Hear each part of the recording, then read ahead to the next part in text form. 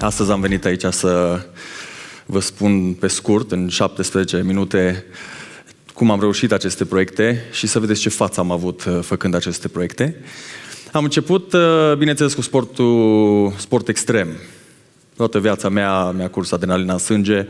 Am început practicând kayak extrem, snowboard extrem, mountain bike, motocross, absolut toate. Întotdeauna credeam că curajul este stăpânind apele învolburate ale munților, mergând cu snowboard-ul pe partea ascunsă a munților, sărind în cascade. Toate astea până într-o zi, când au apărut în viața mea niște oameni minunați, care mi-au arătat că, de fapt, limita de confort și curajul nu este pe marginea râurilor învolburate, ci undeva într-un loc mult mai greu de traversat. Adică în a avea răbdare, înțelegere și grijă pentru ceilalți. Am văzut o filmare cu o persoană cu nevoi speciale, în timp ce eu practicam kayakul și îl promovam în România și iubesc enorm de mult acest sport. Am văzut o filmare în America cu o persoană care a avut un accident și a fost dus într-un centru de recuperare, unde el a fost pus într-un kayak, băgat într-un kayak, nimeni n-a văzut că nu are picioare. Și toată lumea concura cu el și toată lumea lupta cu el. Și spunea omul că este singurul loc unde se simțea perfect normal. Pentru că în momentul când era luat din kayak și pus în scaun, toată lumea spunea, persoană cu dizabilități. Când am văzut acea filmare, am zis, wow, ok. Am început să spun și eu tuturor, vreau să pun persoane cu dizabilități în kayak, pe schiuri.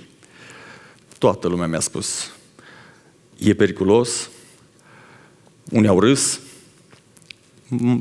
toți mi-au spus, nu se poate. Atunci am ales să pun o altă întrebare. Cum se poate?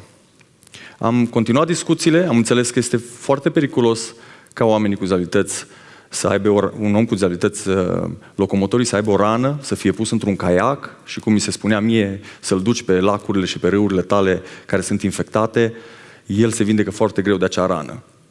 Am descoperit cum se poate. Încep la piscină. Și am băgat prima persoană cu dizabilități la piscină, pe Vasi. Să nu uiți, apăs aici.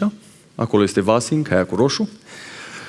Bineînțeles, mi s-au spus foarte multe lucruri despre ei și încercam să fiu foarte atent cu ei, pentru că mi s-a spus că este foarte greu de a lucra cu persoane cu dizabilități. M-am dus la această întâlnire cu kayakul, cu vâsla și cu boloboc. Bolobocul să-i măsor coloana, pentru că mi s-a spus că trebuie să stea perfect drept. Când am ajuns acolo și l-am întâlnit pe Vasi, Vasi mi-a zis că își face singur transferul în kayak, doar să-i pun picioarele. I-am pus picioarele, am văzut că el se așează singur și am zis, Vasi, ce ai făcut? Păi zice, m-am așezat. Zic, tu știi singur să te așezi, să-ți ții coloana drept? Da. Ok, îmi cer scuze. Hai să ne plutim puțin, hai să plutim puțin în piscină. Când a început să plutească cu kayakul, am văzut că mergeam în fiecare colț al piscinei. Am zis, Vasi, dar de ce mergi în fiecare colț? Și a zis, Vasi, către mine, zice, nu, mă bucur de libertatea de mișcare. Păi am zis, tu nu ai libertate de mișcare? A zis, nu. Pentru că eu când mă duc de aici, mă pui în scaun, la următoarele 2-3 trepte, eu nu mai reușesc să cobor singur decât cu ajutorul tău. Și atunci am înțeles un lucru foarte important și frumos, că limita mea de confort nu era despre risc. Limita mea de confort era despre răbdare. Și atunci mi-a trebuit foarte multă răbdare când am discutat cu persoanele cu dizabilități care veneau deja cu mine și se bucurau de kayak, pe râuri, pe lacuri și le-am spus în iarnă, ok, eu merg să mă dau cu snowboard, eu merg să schiez. Voi, prietenii mei, care deja iubiți sportul, haideți cu mine. La care toți mi-au spus. De data asta ei mi-au spus, nu putem, este periculos, nu ne simțim unele membre, s-ar putea să înghețe, s-ar putea să nu avem cu ce să ne dăm în România. Și atunci am stat puțin și m-am gândit și am zis, ok, nu avem cu ce să ne dăm, hai să studiem puțin. Am studiat să găsesc o sanie specială pentru ei. Bineînțeles, erau foarte scumpe, la nivel, atunci nu ne permiteam, pentru că noi investeam foarte mult în sportul de performanță. Și am zis, bun, ce să facem? Hai să inventăm o sanie. Am luat un scaun de la unul dintre băieți, am luat jos roțile, am sudat picioare de fer, l-am pus pe lamele de schi. Aceea a fost primul scaun cu care persoanele cu dizabilități au început să schieze în România. L-am testat în satul mare, după aia l-am testat în Maramureș, la Cavnic. Iar într-una dintre zile mi-a venit, într-una dintre duminicile care făceam acțiunile astea, în fiecare duminică, mi-a venit o mamă cu o fetiță de 18 ani, cu dizabilități locomotorii, dar și cu puțin autism. Și a venit la mine, mi-a dat fetița, am pus-o în acel scaun special, ca să putem să alunecăm pe pârtie. Pârtia avea 100 de metri, nu era nu știu ce. Dar fetița s-a întâlnit prima dată cu adrenalina, prima dată cu alunecarea pe zăpadă. A început să râdă necontrolat, a început să strige, o fericire pură, ceva de nedescris. Când am ajuns jos, bineînțeles, m-am întors spre maică sa să o văd că este fericită, plângea bine de tot. Bineînțeles, neștiind ce am făcut sau ce am greșit iară, m-am dus la ea și am zis, ok, dar tu de ce plângi? Și a zis, Ionuț, în 18 ani eu nu mi-am auzit fata să râdă așa. Atunci mi-am dat seama că jocul se va schimba puțin, pentru că mi-am adus toată echipa lângă mine și le-am spus tuturor ceea ce s-a întâmplat aici. Am spus, vă dați seama că noi nu putem să ținem această bucurie doar pe o pârtie în Maramureș, ci trebuie să mergem la nivel național. Și asta am și făcut. Am ieșit cu ei la nivel național. Acum suntem la un nivel în care avem aproape pe toate pârtile din România scaune adaptate și monitori special pregătiți să ducă la schi nevăzătorii, sindrom Down, autiști sau chiar și pe cei aflați în scaun. După sezonul de iarnă a urmat o nouă bucurie și mi-au povestit de litoral. Am mers să văd litoralul. Litoralul părea imposibil, plaja părea imposibilă pentru o persoană cu un scaun rulant. Nu aveam proiect, nu aveam buget, aveam doar dorința de a accesibiliza. Și am început, încet, să pun rampe, am început încet să duc scaune plutitoare, am început să pun covoare speciale pe nisip, ca oamenii cu dizabilități să poată să ajungă până în mare.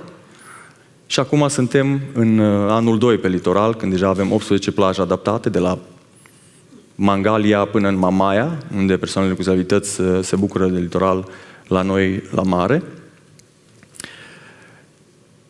Dar cred că am făcut un lucru mult mai important decât a accesibiliza tot ce am făcut până acum, decât a aduce caiace peste tot, a aduce schiuri peste tot sau a câștiga premii. Cred că cel mai important lucru care l-am făcut în comunitatea celor 966.000 de persoane cu dizabilități în România, pentru că atât de mulți sunt, am adus sentimentul de apartenență. Am văzut sentimentul de apartenență în ochii lor. Când vin și fac parte din aceste activități și încep să vină din ce în ce mai mulți care se bucură de vara pe litoral, se bucură de iarnă alături de noi pe pârtie, cred că ăsta este cel mai important lucru care am reușit să-l fac. Iar pentru mine asta este clar o victorie.